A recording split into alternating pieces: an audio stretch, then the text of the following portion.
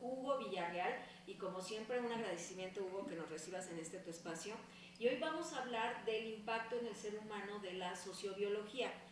Como siempre vamos a entrar en temas de sexualidad muy personal y también el autoconcepto. ¿Cómo empezamos a abordar este tema? Bueno, para empezar, pues buenos días. Ya la revista debe estar lista para el lunes. Más tarde pues, se me fue de vacaciones el que la sube. Sí, pero ya está Sí, escrita. ya está escrita, es además de subirla. Y ahí van a encontrar temas de el autoconcepto.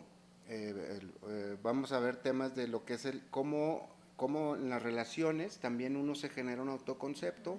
Vamos a hablar, ahí también se habla sobre la química de la sexualidad y del amor, de lo que es la creatividad, lo que es la espiritualidad, porque son temas que están relacionados con el mismo tipo de química, ¿sí? Y cómo el enfoque de cada una de ellas te da una respuesta distinta. Vamos a ver también cómo la persona, de acuerdo a sus relaciones afectivas o no afectivas, sino sociales, también se genera un autoconcepto. Y dentro de las revistas he estado incluyendo como parte algunos temas y vamos a ver, por ejemplo, vamos a encontrar ahí el tema de lo que es el campo de las convicciones, ¿sí? Que ahorita platicamos de eso. Vamos a ver lo que es la coherencia personal, vamos a ver lo que es la sexualidad, la creatividad y la espiritualidad, entre otros temas que vienen por ahí. Son temas cortos. Hay también otro tema que también es importante, que es la dignidad contra la soberbia. Son temas que están relacionados al autoconcepto, que a veces jugamos un papel que no nos damos cuenta, ¿sí? Que ahorita los vamos a ver a detalle cada uno de ellos de manera pues, rapidita. ¿Cómo la psicología endocéntrica define entonces el autoconcepto? Bueno, el autoconcepto, como ya lo hemos visto en otras entrevistas, pues una parte está configurada por la herencia, otra por las experiencias que se imprimen en nuestro sistema nervioso y que generan respuestas al ambiente, y las resultantes de lo que yo estoy esperando con lo que yo hago. Es decir, si yo me propongo ciertas cosas y las logro, mi concepto se va reafirmando de acuerdo a esas experiencias que he estado viviendo y que están dentro del parámetro de la herencia familiar. ¿Me explico? Entonces, se forma un concepto personal acerca pues de quién soy, qué hago, cómo lo hago, etcétera. Todo lo que involucra al individuo. Pero va más allá de lo que yo creo que soy. Sí, normalmente la gente se queda establecido en que si fracaso en algo, entonces soy un fracasado. Y finalmente, no, pues fue una forma de no hacer las cosas y los resultados que tú esperabas, pero eso no significa que tú te conviertas en tus resultados. Mucha gente así lo ve pues finalmente si las cosas no salen como tú esperas, pues te conviertes en el resultado. Y creo que más allá de eso, pues tenemos primero pues la parte ontológica personal, que es del ser, que es inherente, de quién eres tú. Tenemos una parte de la neurogenética, o sea, el sistema nervioso, sus impresiones y su herencia. Y tenemos también una parte teleológica que tiene que ver con cuál es el fin último de tu labor de vida o de tu vida, ¿verdad?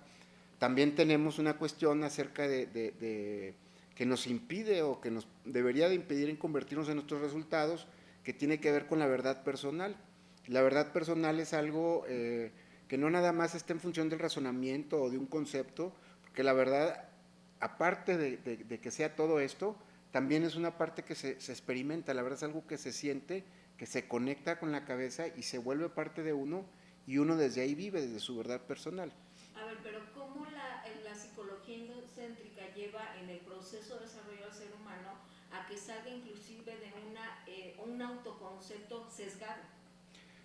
Bueno, para empezar, el puro hecho de entender estos conceptos o el de ponerte a ver que tú no eres tus resultados y que si no te gustó el resultado, pues ponte a hacer otras cosas para que el resultado cambie, también tiene que haber un trabajo del conocimiento personal y de autocontemplación o de verte a ti mismo acerca de cuáles son los patrones que repites y cuáles son los resultados de vida que te siguen dando lo mismo, y que finalmente el no poder tener esa parte de observación, no puedes llegar a tener otro proceso distinto en lo que estás haciendo para tener otros resultados.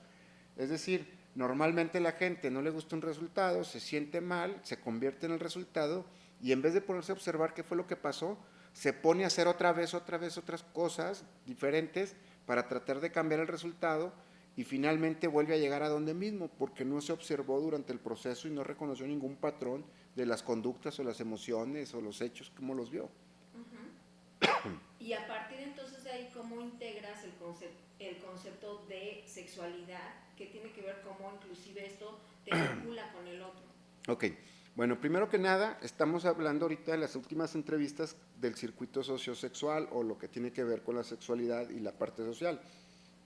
Y una de las partes importantes es cómo te ves a ti mismo, para poder entender, poder entenderte en las relaciones. Es decir, de alguna de otra manera, todas las relaciones afectivas que hayamos tenido o de cualquier tipo se imprime en nuestro sistema nervioso y se genera un concepto a través de esto.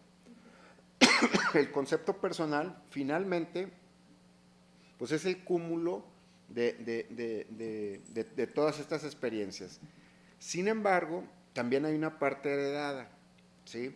Que nos hace, en ese material genético, nos hace tener preferencia hacia algún tipo de mujer o hacia algún tipo de hombre o hacia algún tipo de relación que puede encajar hasta física o químicamente mejor. ¿Sí? Eso está comprobado. Y por otra parte, también tenemos otra situación que tenemos que tener en cuenta, es que hay cierta química en la parte afectiva, del amor, en la parte sexual, del placer, en la parte creativa y en la parte espiritual. Todos estos ocupan ciertos químicos, ¿sí? Por ejemplo, uno que se ocupa son los neuropéptidos, que son proteínas del sistema nervioso y que son aminoácidos que van en la sangre, en el torrente sanguíneo, y funcionan como hormonas. Luego tenemos la oxitocina, que es la hormona con la que nos excitamos, no nada más sexualmente, sino también nuestro cerebro, cuando se tiene esa irrigación de oxitocina, el cerebro conecta a otras partes, ¿ok? Tenemos la noradrenalina, que es otro aminoácido que libera la hipófisis y que también hace que el cerebro funcione de otra manera, ¿ok? Y esta química establece otra conexión, unas van por la sangre, otras son secreciones hormonales y otras son funciones del cerebro o de la hipófisis. Todo esto hace que el cerebro funcione de otra manera cuando estamos en estos tres estados. ¿Cuáles estados estoy hablando? Estoy hablando de la excitación sexual, del amor, de la creatividad y la sexualidad. Y operan con los mismos químicos, solamente que el enfoque hace que tengas otros resultantes en la experiencia que estás viviendo. ¿Ok? Si nos vamos, por ejemplo, a la parte afectiva, lo que tiene que ver con la sexualidad, pues se enfoca en el deseo y lo que se produce es una excitación y quieres ir por lo que deseas, finalmente, ya sea sexual o ya sea de placer, de cualquier cosa de placer de la vida. Pero también, si te enfocas en aspectos creativos, se conecta con esa misma química otras conexiones neuronales y la persona tiene acceso a conectar diferente tipo de información para poder crear algo distinto. Cuando hablamos de la espiritualidad, también ocurre lo mismo. Simplemente que lo que hay que hacer es trabajar la parte de la percepción, porque la percepción es lo que hace ir por lo que deseas, es volverte creativo con lo que estás viendo, y también la percepción cambia el enfoque de esa misma química para la espiritualidad. Es decir, yo me enfoco en la parte de lo espiritual porque me van a decir, bueno, ¿y esto cómo es? Digo, también es muy antiguo saber que el kundalini es una energía de la sexualidad y te conecta espiritualmente, etcétera. Sin embargo, esos rollos pues son pasaditos y hay gente que ocupa de eso para explicar cosas de estas que ahorita en neurociencia y en física o biología hay muchas cosas que ya te lo pueden explicar de una manera mucho más científica. ¿Sí? Y finalmente, la espiritualidad, cuando lo enfocas en la percepción, lo que hay que hacer es trabajar una percepción que no esté fragmentada. En las anteriores, por ejemplo, como la sexualidad, está fragmentada porque estás percibiendo y estás teniendo acceso a diferentes memorias que tienen que ver con el deseo sexual, con el placer, etcétera, y está toda fragmentada buscando esa parte para alcanzarla, como cualquier mamífero. Si te vas a la parte creativa, también la percepción se encuentra fracturada y estás viendo, recogiendo elementos de diferentes cosas para crear algo nuevo, ¿sí? Si estás en la espiritualidad, no puede estar la percepción fragmentada. Lo que se hace es unificarla. Se unifica a través de la percepción cuando dejas de procesar pensamiento. El pensamiento es igual a recuerdos, es igual a futurear. El dejar de pensar o recordar o futurear implica quedarte entre una idea y otra, ¿sí? En el proceso. A veces que la gente dice, no, yo voy a meditar y voy a estar en blanco tanto tiempo, pero se encuentra o se enfrenta a sus patrones normales del cerebro que hacen que se fragmente el proceso que está queriendo, en el estado que quiere entrar, y finalmente se está saliendo y entrando, y es una lucha de eso, y finalmente si estás luchando contra el proceso de los patrones normales de tu cerebro, ese va a agarrar más fuerte y vas a batallar para poder entrar en estos estados. No se trata de dejar pensar o tener la cabeza en blanco, se trata de mantenerte entre una idea y otra, ¿ok? Este proceso se llama metanoia o metagnosis, o sea que estás más allá del conocimiento o de lo consciente. Y este proceso implica exactamente la misma química que te acabo de platicar, pero sin una conciencia fragmentada. Eso te lleva a un estado de observación personal y a un estado de autocontemplación, donde te volteas a ver a ti. Y ahí entonces empiezas a reconocer patrones en muchas otras áreas personales, ¿sí? Y tu concepto adquiere una parte de lo espiritual. Por ejemplo, en la sexualidad, con toda esta química que llega al cerebro y a todo tu sistema endocrino, más las memorias que tienes y la herencia, entra toda esa química y la persona tiene acceso a partes de su personalidad cuando está excitado que normalmente no tiene acceso, ¿sí? ¿Y qué pasa? Que esa parte también es tuya, sin embargo, si nunca la has observado, nunca te has observado en esos procesos, como el hacer el amor o el estar queriendo con una pareja, estar con una pareja, entonces ese proceso queda desconocido y esa parte de tu personalidad queda fragmentada o aparte, ¿me explico? ¿Por qué? Digo, hay muchos casos de la persona súper seria y todo así, bien correcta, y a la hora de la sexualidad es otro boleto totalmente que no te esperas, totalmente opuesto a lo conocido. ¿Por qué? Porque su química hace que tenga acceso a otras formas de percibir, a otras formas de experimentar, de sentir, y finalmente si no conecta la conciencia, este plano va a existir en esta persona, es decir, una especie de personalidad que no está, o que es parte de su personalidad, pero que no está integrada en su cotidiano. A ver, entonces, como me estás diciendo desde la perspectiva de la psicología endocéntrica, con herramientas que inclusive brindas, rompes inclusive un paradigma, como si la biología no es la que te determina, ¿o sí? Sí, en parte te determina, pero el proceso de observación sobre los parámetros que existen o que te da esta química, porque imagínate que el cerebro pues tiene una categoría del 1 al 10, ¿sí? Pero toda esta química, cuando se dispara y cada vez sea más de esta química que vaya a tu cerebro, sus parámetros se abren. Entonces, y te abre la percepción, la experiencia y la conciencia. No, te abre los parámetros de la excitación. Okay. O sea, entre más sexo tengas, mayor hormona de esta vas a tener, vas a querer más y el parámetro de excitación en el cerebro es más alto. Ese mismo parámetro de excitación en el ejemplo de sexualidad que todos lo podemos entender, es el mismo parámetro que se tiene para la creatividad y es el mismo parámetro que se tiene para la espiritualidad. O sea, una persona muy sexual también es muy espiritual y también es muy creativa. Toda esta química también al cerebro te lleva a incrementar tu inteligencia. El asunto es que no vaya a pensar la gente que déjame ahorita, me voy a querer volver más inteligente y entonces empiezo a agarrarme a todos o a todas. No, finalmente si el proceso no va acompañado de una autocontemplación, una observación personal, para encontrar tus patrones dentro de las conductas, estas que estamos hablando, que es la sexualidad, el amor, creatividad y espiritualidad, no llegas a nada. Finalmente una conciencia fragmentada te va a llevar o sea, sin dirección. No hay una dirección. A partir de ahí entonces, ¿cómo tiene que ver este autoconcepto, entendiendo lo que estás diciendo, en mi relación con el otro? Y no solamente es una cuestión de pareja, es una cuestión inclusive cómo me relaciono con los otros inclusive. El primer punto es que si tú te relacionas bien contigo, quiere decir que eres una persona que te observas en tus procesos, Si tú no haces eso, tu relación con la gente no la vas a entender. O de repente vas a decir, oye, ¿por qué se enojó? Si yo no le dije nada, o ¿por qué le pasó esto? ¿Por qué ya no me saludó? ¿Por qué ya no? Algo de lo que no estás consciente, de tus conductas, emociones, de lo que provocas afuera, pues no está bien. ¿Me explico? Porque no te has observado tú en tus patrones. Digo, puede haber gente chiflada que no te salude porque X, ¿me explico? Finalmente, el primer paso es relacionarte bien contigo. O sea, en tu interior, observarte, ver bien, saber quién eres, estar bien en tu pellejo, y luego ya empiezas a observarte tú en las relaciones. Y luego ya observas qué le pasa al otro en las relaciones. ¿Sí? Y luego ya puedes hablar de nosotros, que ese tema ya lo hemos platicado. ¿Cuáles serían las señales de que en verdad me estoy relacionando conmigo de la manera correcta? Cuando estás tranquilo, cuando entiendes qué pasó, cuando entiendes qué pasó por ti, cuando entiendes qué sale de ti, por qué sale eso de ti. No significa que no hagas cosas malas ni buenas, sino que entiendas tu proceso.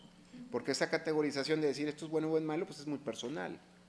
¿Me explico? O sea, cuando no estás como ¿cómo le llaman? Cuando estás en un proceso de ansiedad, de miedo a cosas, de conflictos personales, de dependencia también, quiere decir que de alguna manera no te estás reconociendo esas cosas, las pones afuera y te tratas de alejar de ellas. Y entonces, a partir de todo esto que nos compartes, ¿cómo vamos integrando? Y entiendo que el autoconcepto va más allá inclusive de la herencia, de las creencias, pero curiosamente la gente piensa que el autoconcepto es un sinónimo de autoestima. Sí, sí puede serlo, pero sin embargo si lo ponemos en esa parte, no entraría porque por naturaleza el concepto personal, aunque esté formado por todo esto que estamos diciendo, que es la parte neurogenética, la parte ontológica, la epistemológica, o sea, de cómo haces las cosas, o la teleológica de cuál es el fin tuyo al final de vida, finalmente yo no puedo conectar así tan burdamente lo que es el autoconcepto con lo que decías tú que era que la autoestima. Porque se queda muy corto. O sea, no se queda corto porque el ser es superior a la autoestima. La autoestima es un estado resultante de cosas que no te están saliendo o sí te están saliendo y tú eres más que eso. ¿Me explico? La autoestima generalmente la gente la pone en términos de si alcanzo, me alcanza, si puedo, merezco. O si merezco o no merezco. Finalmente, hagas lo que hagas, tu ser tiene un valor, ¿sí? Y lo tienes por naturaleza, por ser, por estar, por hacer. Sin embargo, nos quedamos cortos con el hacer y nos convertimos en eso, o nos quedamos cortos por cómo estoy y entonces si estoy mal, pues entonces soy un ser que está mal y el autoconcepto cambia y esto no es así. ¿Sí? ¿A qué te refieres con los síntomas psicosociales en las relaciones afectivas? Ok. Cuando uno entra en una relación afectiva o relación con la gente o con los eventos y la gente que está en los eventos, finalmente se va generando una impresión de experiencia.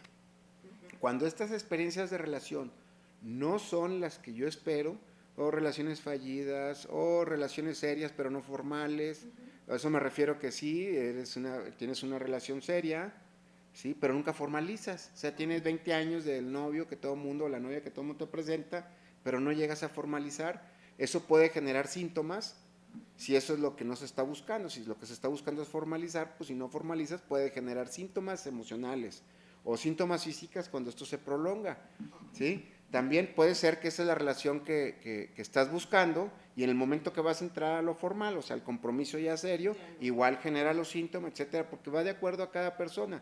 Pero cada cosa que se falla en una relación tiene un malestar emocional, ¿sí? Y tratamos de arreglar la situación de la relación y la situación hasta incluso del otro, para que no haga las cosas en vez de entenderme yo. ¿Me explico? Cuando esto no es así, ¿qué pasa? Empiezan a surgir síntomas emocionales. Cuando esto se sostiene más tiempo, empiezan a pasar síntomas físicos. Como por ejemplo, hay gente que le duele el hombro, ¿sí? Del lado izquierdo y cree que es un infarto cuando en realidad es un problema que tiene porque no está teniendo el contacto físico que desea con la persona que quiere, sea afectivo, sexual, de amistad, de amigos, etcétera, etcétera. Otros tienen problemas gastrointestinales cuando tienen problemas afectivos. Los problemas más significativos de relación son con la familia.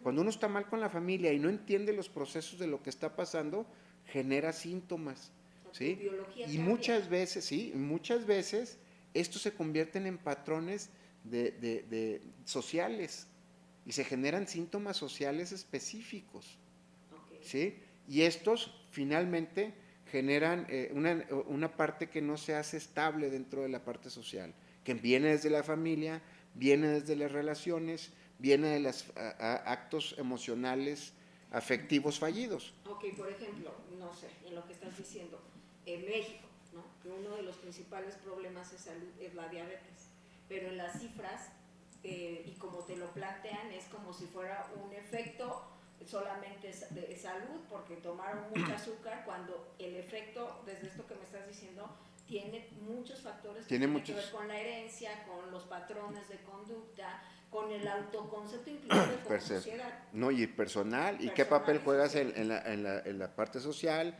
en la familia? O sea, hay gente que come azúcar para sentirse bien y no se da cuenta que tiene un problema afectivo que no está resolviendo y come chocolate, ¿sí? O tiene problemas con la pareja, etcétera. Toda esta situacionalidad no nada más es meramente diabetes lo que comen, sino que hay compulsiones de por qué comen que son emocionales, que pueden ser de relación familiar, de trabajo, afectivas o incluso sexuales, en que no están satisfechos. Tienen que llenarse de otra manera. Incluso la comida puede pasar a ser un efecto de anestesia para no sentir y para no estar pensando.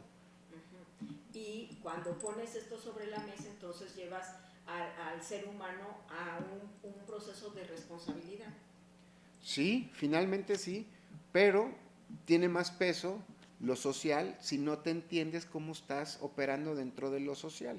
La sociobiología es el estudio de los procesos biológicos en un grupo y cómo estos van siendo favorables o desfavorables para un proceso evolutivo personal. A ver, por ejemplo, ¿cómo explicas que hay familias que tienen cardiopatías? O sea, que en la familia todo el mundo sabe que hay un problema de cardiopatías, o hay familias que es muy curioso, que constantemente se están fracturando los huesos.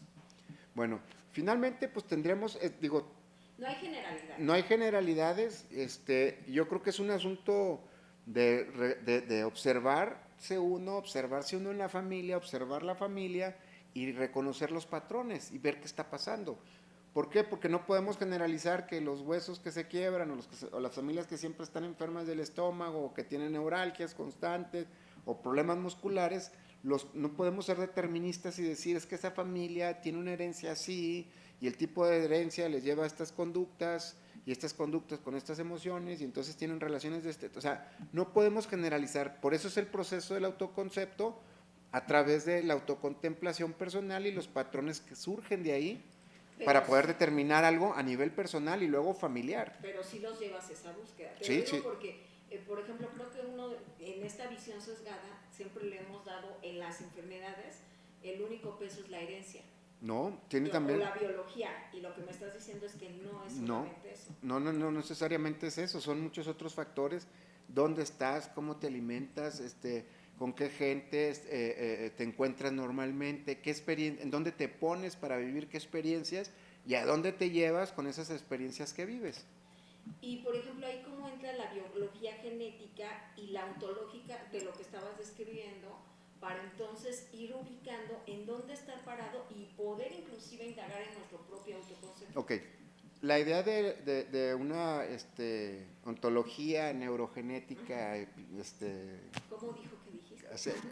tiene que ver con una conjunción que hemos tejido aquí en la psicología endocéntrica de una manera pues que nos llevó años entender una parte biológica, que es la neurogenética, que es la parte donde se encuentra el material genético en las neuronas, que son las principales o donde se contiene el mapita de las respuestas emocionales, etcétera.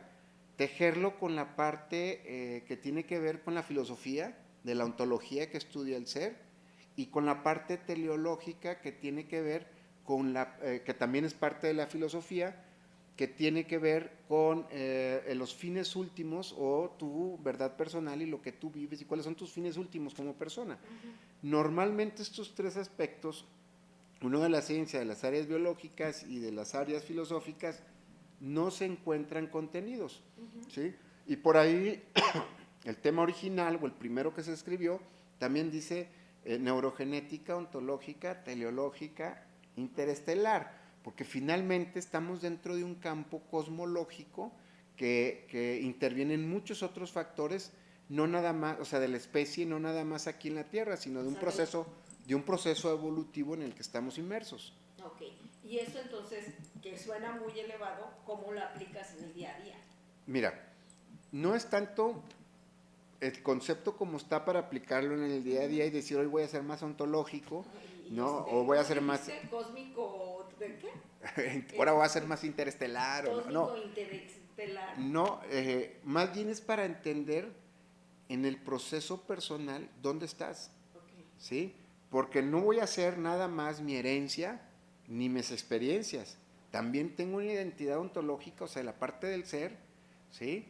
Si te fijas, no meto lo epistemológico que tiene que ver con el hacer, porque no eres los resultados, ¿sí? Y también veo una parte de la búsqueda de la persona de cuál es tu misión de vida o cuál es tu misión de paso, porque esas tres cosas te pueden ubicar en dónde estás, para qué estás, de dónde vienes, qué te transmitieron y qué voy a hacer y para qué lo voy a hacer. No es tanto que un concepto aplicable a la dinámica cotidiana, pero sí es aplicable para observarte y tener en consideración que no nada más eres tus resultados de hechos de vida, sino también tienes una herencia, también tienes una parte de las experiencias que vives, que se imprimen en tu sistema nervioso, que también por naturaleza propia tienes un ser, independientemente de lo biológico, de lo genético o de las impresiones de experiencia, y que también tienes un fin último de aportar algo a lo social. Y estas tres cosas te hacen replantear qué estás haciendo, para qué lo estás haciendo.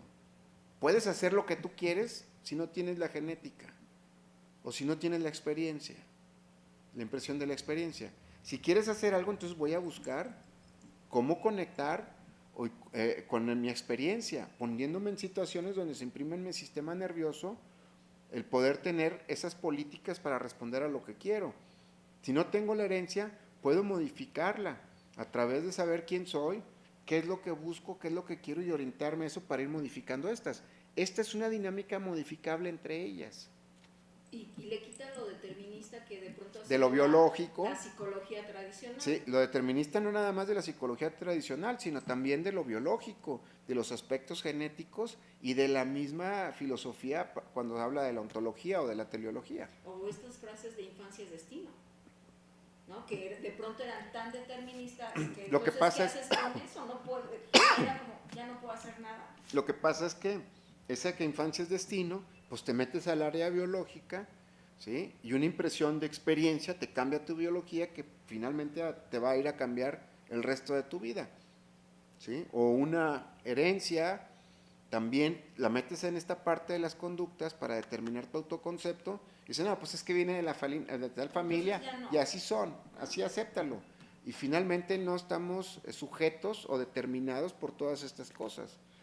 A ver, y te lo voy a hacer así como una pregunta. Me gustaría qué pasa cuando te das cuenta que tu autoconcepto es sesgado.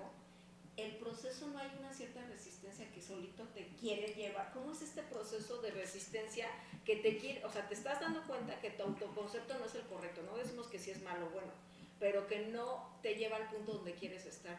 ¿Cómo es el proceso? No sé si tú le llamas boicot, resistencia. ¿Qué pasa ahí? Porque también de eso no le dicen a la gente, o sea, no es nada más que cambies un autoconcepto. Pues mira, es como llevar un saboteador a bordo, porque tú quieres lograr algo y finalmente tu herencia, tus experiencias, el cómo te ves a ti, cómo te ve la gente a ti, qué espera la gente de ti y en las situaciones en las que estás te llevan al mismo resultado. Y tú dices, oye, yo estoy haciendo otras cosas. Primero te tienes que observar, determinar los patrones que te llevan a estar donde mismo y empezarlos a modificar. Me explico, a veces es dejarte de juntar con alguna gente y empezarte a juntar con otra. Es empezar a ver otras cosas, es experimentar otras cosas. El estar con otras personas también te lleva a pensar de otra manera, a sentir de otras cosas.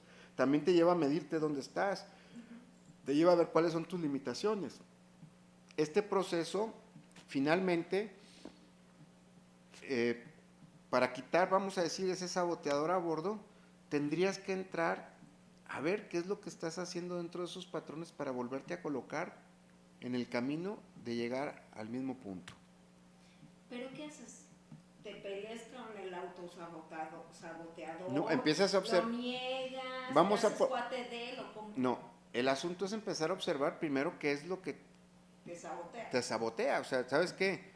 Pues si voy a ir a tal parte y de ahí siempre salgo con unas copas y luego después ya el otro día no voy a rendir y tengo que hacer esto, o cada vez que me están esperando con un resultado donde trabajo, me enfermo y no voy, te empiezas a tener que detectar estos patrones que pueden ser psicológicos, pueden ser anímicos, pueden ser emocionales, pueden ser conductuales, de muchas cosas, que no van precedidos de muchas cosas, sino te das cuenta cuando ya fallaste, cuando está el resultado, en vez de empezar a observar el proceso de cómo se construyó ese sabotaje. Eso es lo que tienes que voltear a ver. O sea, no trates de evitarlo, vívelo y observa qué pasó antes, qué hiciste antes de que te sabotearas. A ver, pero... Eso es empezar a detectar los patrones a través de observarte. Pero ¿cómo observas? Porque el punto es que hasta observar lo hacemos desde un punto sesgado. Mira, entonces, ¿cómo vas a observar aparte? te voy a poner, llega una persona que es adicta, ¿sí? Y me dice, oye, ¿sabes qué? Vengo porque soy marihuano. Le digo, no. De vez en cuando eres marihuano. Cuando la consumes eres marihuano. Cuando no la consumes no eres marihuano. Porque si no ya te estás... O sea, todo el tiempo. Tu autoconcepto es por lo que haces. Sí. O alguien que dice, tengo jodida la espalda. No, si la tuvieras jodida no podrías caminar. Te duele de vez en cuando. Okay. O tengo un amigo que es esquizofrénico. Sí, no es todo el tiempo esquizofrénico. De vez en cuando le da. Entonces la gente tiende a generalizar un síntoma físico o emocional en esta parte. ¿Me explico? Oye, pero por ejemplo, si todos los y programas de autoayuda lo que refuerzan es que eres por eso. Pues sí, por eso están mal. ¿Sí? Luego, ya que entiendes esta parte de la temporalidad del síntoma o de la conducta que tienes, pues empiezas a observar otro tipo de cosas. Porque la gente dice, pues yo quiero venir a dejar de consumir tal droga. Entonces necesito que me digas cómo hacerle para no consumirla. A ver, no. Tú sigue normalito y obsérvate. ¿Qué haces antes de consumirla? ¿Qué pensaste? ¿Qué sentiste? ¿Qué pensaste? ¿A dónde fuiste? ¿Con quién? ¿Con quién hablaste? ¿Qué terminaste haciendo durante el evento? ¿Qué terminas haciendo cuando pasa? Todo obsérvalo. No te lo voy a prohibir. No, es que está mal. A ver, ¿cuántos años tienes consumiendo? 10. Una vez más, que lo veas, que te observes durante el proceso, desde un punto de vista ulterior, pues te va a dar una señal de los patrones que tenemos que ir estando, que tienes que estar en contacto para poder moverte de esas circunstancias o de esas personas para que se desate este asunto de consumo. Te lo voy a preguntar así, ¿al ser humano le gusta observarse desde ahí? No lo sabe. ¿Hay una resistencia? No, ¿O no lo hacemos porque no sabemos? No lo hacen porque no saben y no saben qué hacer con lo que observan. No nos gusta. Entonces, cuando no sabes qué hacer con lo que observas, entras en ansiedad. Porque a fuerzas lo quieres definir y llega un momento en que no puedes definir eso. No es porque lo quieras definir, es porque no tienes cómo definirlo. Y como te mete, por ejemplo, en un recurso que requiere tu cerebro, que lo sacas del balance. Sí, y te sientes mal porque estás viendo algo que está mal en ti, en vez de observarlo, lo que haces es huyele de ahí, ponte a hacer cosas buenas. Y como sin saber. Un desgaste de energía. No, deja tú el desgaste. Nada más hay que pensar que cada vez que vas a hacer cosas buenas porque estás huyendo de una raíz que está mal, finalmente vas a llegar a donde mismo. No puede salir una cosa buena de algo malo. A ver, ¿cómo? Porque cuando huyes de eso, hasta los justificas, ¿no? O sea, justificas tu propia huida y la haces, y te cuentas la historia de que no estoy huyendo, claro que no. Me fui a hacer cosas buenas. O sea, nos contamos un discurso que finalmente no ayuda. Uh-huh. ¿Cierto? Correcto. Ahora,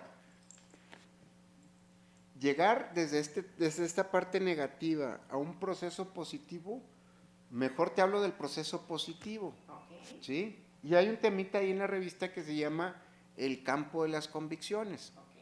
La convicción significa o es cuando la persona está convencida y experimenta su verdad personal, ¿Y cómo llegas a ese punto? ¿sí? Y el campo es toda la información que se encuentra afuera, donde tú estás también inmerso en ese campo de una manera implicada. Ok. ¿Ok?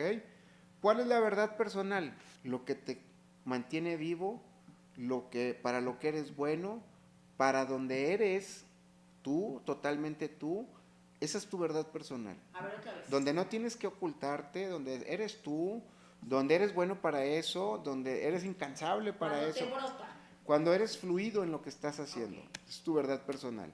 ¿Sí? Y ese lleva un trabajo de autoobservación para poder entenderte en este parte.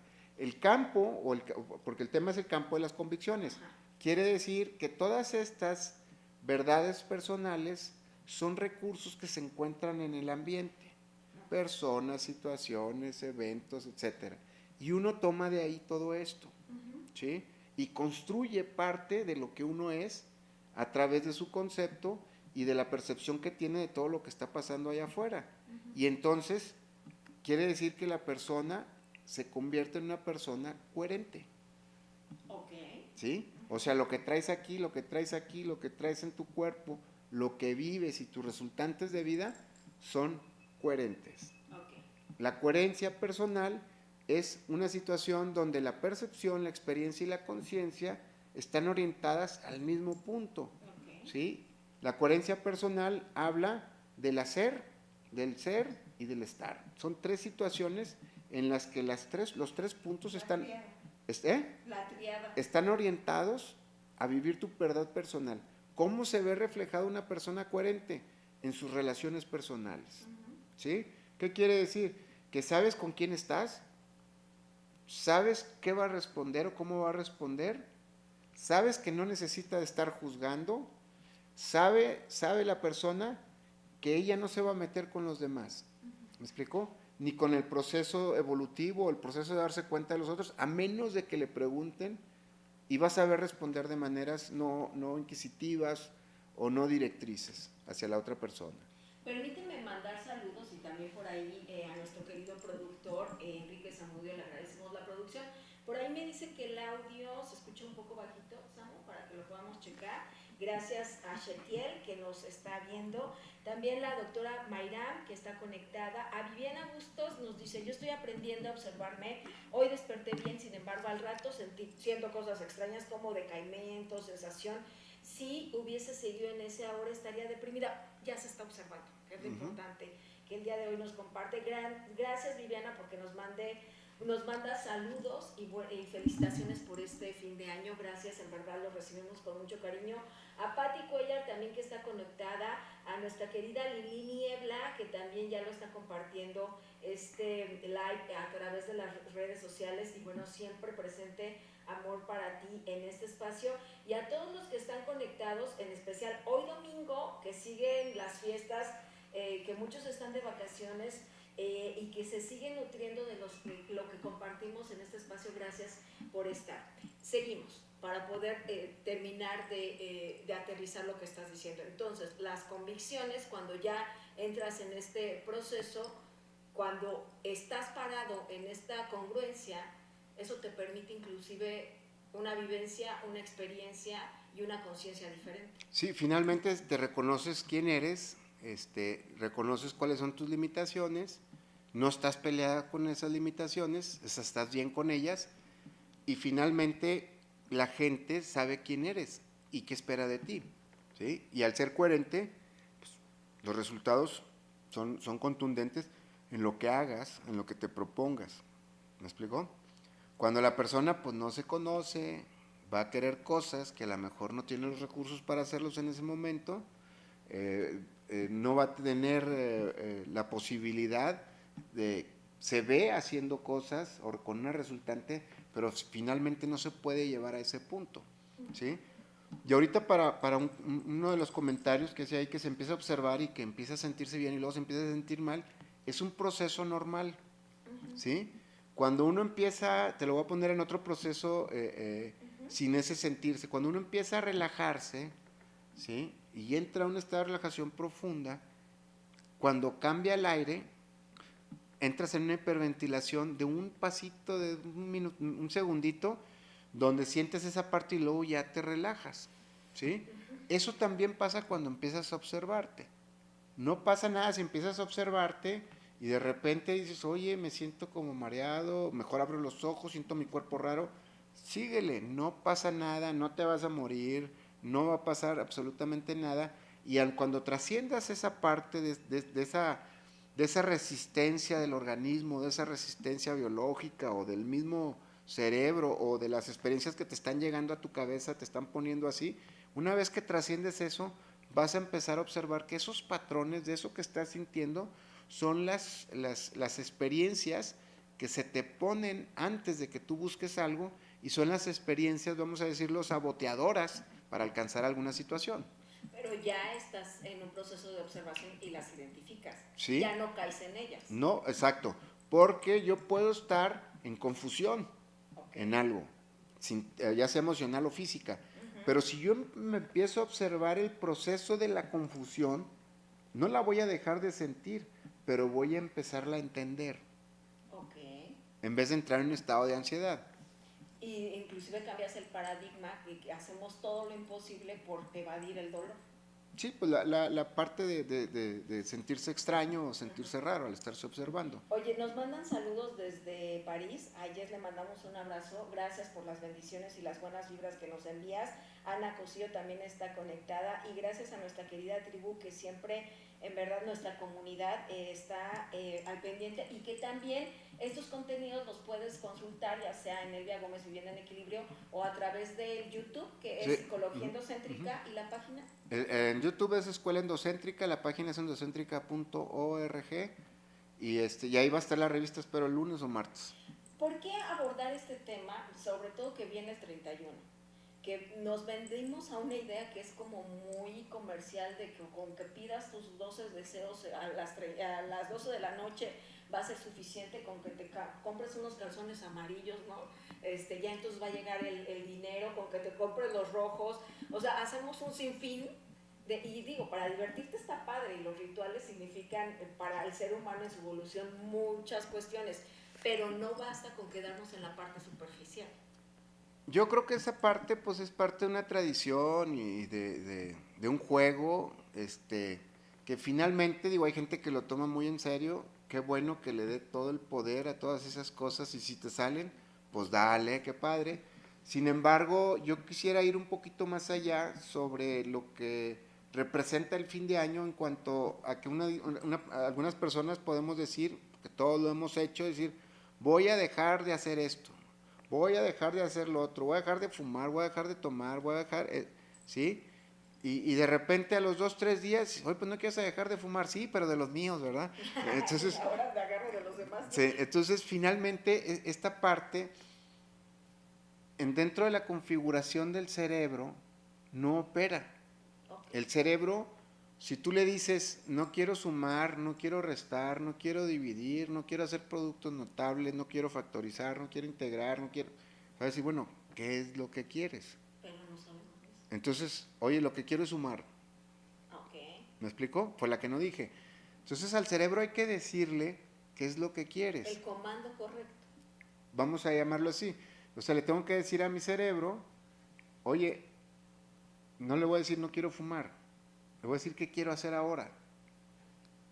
Okay. Y mi cerebro, antes de que yo vaya a ejecutar algo, va a prender un foquito y va a decir, vamos a hacer otra cosa. Si tú le dices, vamos a ponerlo en algo más práctico, ya no quiero comer tanto. ¿Sí? Llegas, te sientas y hasta que estás lleno y dices, chinga. Ya se acordó después. Se acordó después.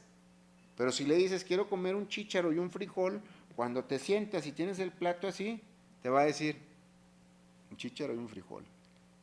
¿Te fijas? No aplica también el contrario, que si nos quiero comer saludablemente, pero no le dices cuánto. No le dices ni cuánto, ni qué, ni cómo, ni tienen ningún dato. pero sí se va a acordar cuando te estés sentando a comer. O sea, el punto y también ojo, porque pensamos que es una cuestión de allá afuera, como que también esa parte del cosmos, a ver si el cosmos quiere, es que siempre quiere. Yo, Pero uno es el que no pone la disposición para que se haga. lo que pasa es que esa aseveración cósmica, finalmente tú estás dentro del cosmos o estás dentro de todo este campo y quien codifica las señales del campo eres tú. Quien manda los comandos. Entonces, al codificar todas estas señales, pues tú te dices a ti mismo, o sea, ¿qué es lo que quieres? Otra vez volvemos, si no te conoces, si no ves tus patrones, pues vas a volver a donde mismo. La gente normalmente se mete en los mismos problemas, con los mismos tipos de relación, termina resolviendo las mismas cosas de siempre y se siente muy bien. A ver, pues si tú lo creaste, tú lo viviste así y tú lo resolviste, no tienes por qué sentirte bien. Empieza a observar por qué necesitas entretenerte en todo este patrón. ¿Qué te estás perdiendo? ¿Por qué siempre con los mismos problemas, con las mismas situaciones? ¿Cuál sería entonces, y antes de llegar a la conclusión le mando un abrazo a mi querida Ana Cosío, que dice, qué maravilla, gracias, tomando mi dosis de conciencia, gracias por la disposición. Y Betty Zárate nos envía un abrazo desde Guadalajara, Jalisco. ¿Con qué nos despedimos el día de hoy, Hugo? Sobre todo yo te agradezco, y te lo compartía de una manera muy personal, el acompañamiento de este año en particular de la psicología endocéntrica y lo he platicado cada que puedo, que a mí lo que me metió fue literalmente en jaque. O sea, porque el proceso es que te lleva a puntos que no conoces. Y yo me di cuenta, en mi parte personal, que siempre quería llegarme a contar la misma historia.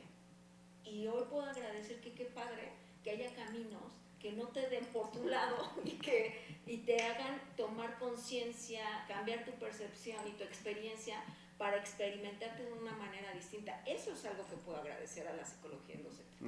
Pues gracias, porque es un trabajo de muchos años, de mucha gente, en grupos de investigación y de desarrollo. Yo creo que pues, nos podemos retirar pensando tratando de experimentar, y digo tratando, aunque es el único verbo que no es acción, que no tratemos de decir, hoy voy a dejar después de la fiesta, o hasta que se acabe la fiesta voy a dejar esto. Yo creo que más bien es, ¿qué nuevo voy a aportar en este año? Para mí y para la gente. Yo creo que eso es todavía mucho más sano que decir voy a dejar de fumar o de tomar, etcétera, porque en ese hacer nuevo te vas a topar de otra manera contigo mismo y con la gente, y pueden ir cambiando muchas otras cosas. Pues como siempre, yo sé que no hay frases para ti, pero si hubiera una palabra que definiría tu 2019, ¿qué le pondrías?